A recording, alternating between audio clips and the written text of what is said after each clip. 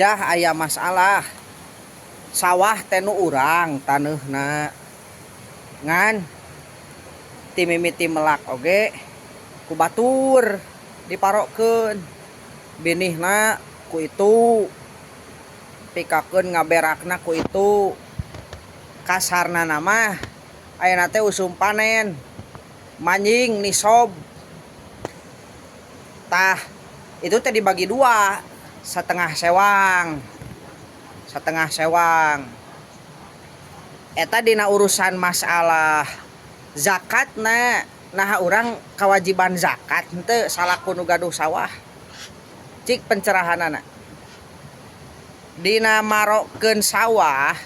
ketika urang nu gaduh sawahna tanahna nu urang ari nu makaya batur upami binih ti nu makaya urang mah hanya sebatas nyadiakeun lahane wungkul urusan masalah makaya binih tinu makaya berak tinu makaya sagala rupina tah dina perkawis zakat itu samemeh dibagi dua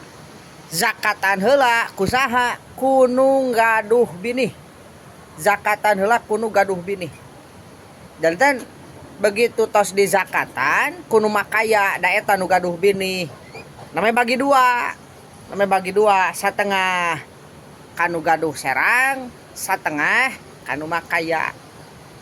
dan begitu jalmi nu gaduh tanah nu gaduh serang itu tekedah ngazakatan deui da memang kewajiban zakat mah ti pihak jalmi nu gaduh binih sok aya rajen deui